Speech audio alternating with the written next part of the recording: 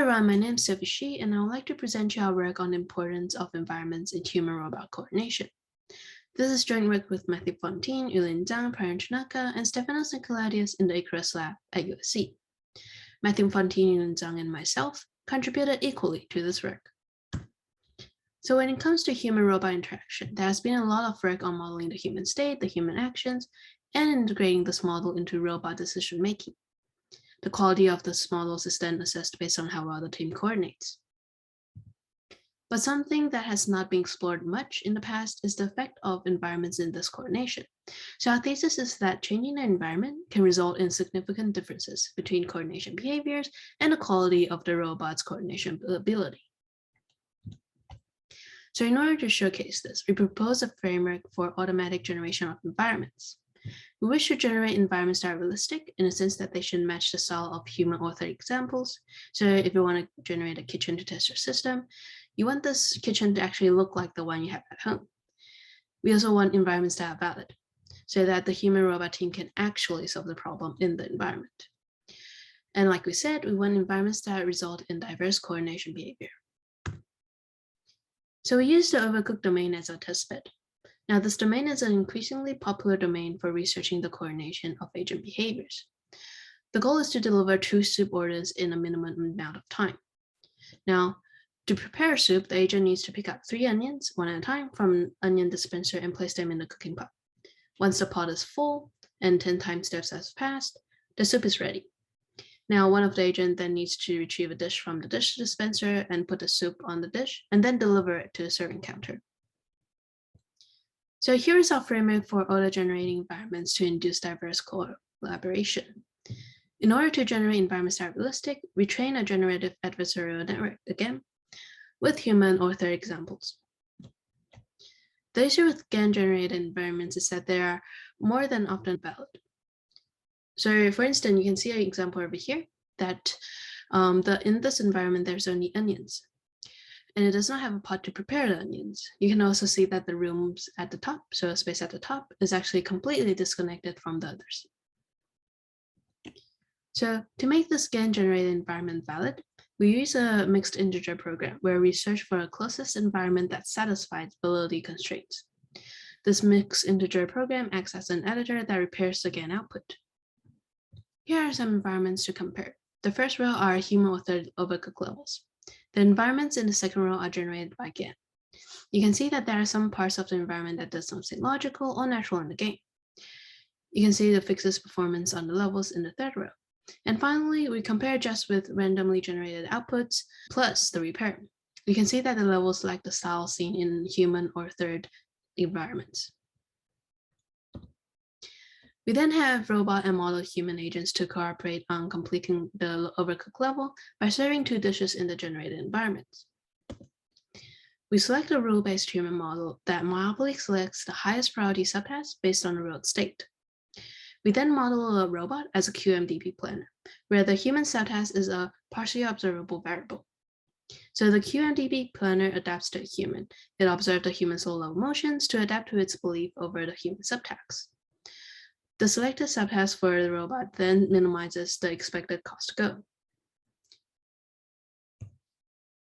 Once the human and robot finishes the level, we would collect data on the behavior characteristics we want to observe. So in our case, it will be the workload distribution and the team fluency. So the workload distribution includes the differences in numbers of onions picked up, plates picked up, and soup served. For the team fluency, it includes the amount of time the agents are stuck and also the amount of time they are moving at the same time. As we said, we wish to generate not just one environment, but different environments that result in diverse range of coordination behaviors. So therefore, we follow a quality diversity approach where we use TM&M, a state-of-the-art quality diversity algorithm, to search the latent space of the generative adversarial network for environments that exhibit different coordination behaviors. Here are 2 examples of the diverse coordination created as a result of the framework. As a reminder, the robot is the agent in green hat and the human is the agent with the blue hat. So on the left is a generated environment that results in uneven workload. You can see that all the objects are close and not easily accessible. Therefore, the workload becomes unbalanced, and in this environment, the human agent completes all the tasks.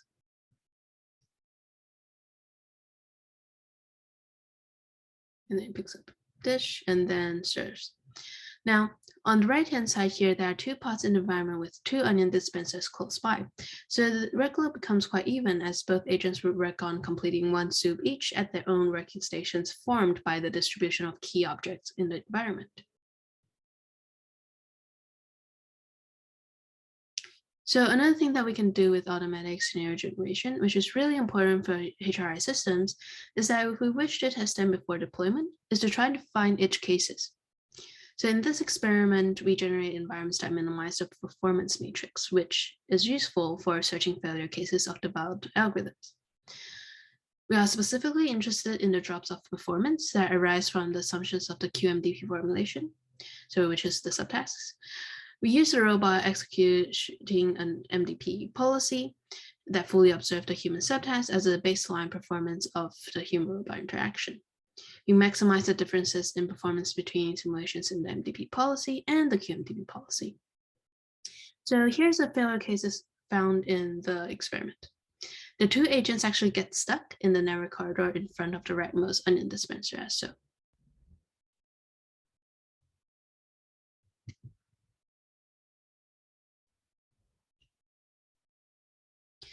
So this is due to an unstuck mechanism.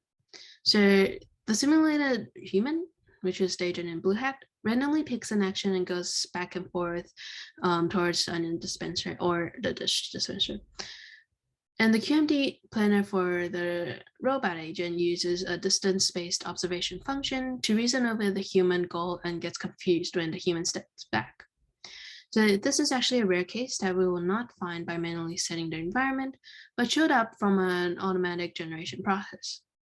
So this environment highlights the limitation of distance-based observation functions in the robot's policy design, since it is not robust to random motions that occur when the two agents get stuck. Overall, we observe that when minimizing performance, the generated environments reveal edge cases that help a designer better understand, debug, and improve agent models. We observe differences in coordination of simulated agents, but what about real users? So in the user study, we selected uneven and even workload levels, and we had actual users play them online. Here is a plot of the results. So the x-axis here is the differences in the number of ingredients picked up by the human and the robot agent. The green bar is behaviors results collected from an environment that induces even workload, and the purple bar results of environments that induces uneven workload in the simulation. So for uneven workload levels, the users do have uneven workload distributions for the number of onions picked up. The workload distribution for even workload levels are more concentrated in the middle, meaning that the workload is evenly divided. So what we observe here is actually the same as what we see in the simulation. So the simulation did translate to real-world users. And this actually concludes our presentation. Thank you.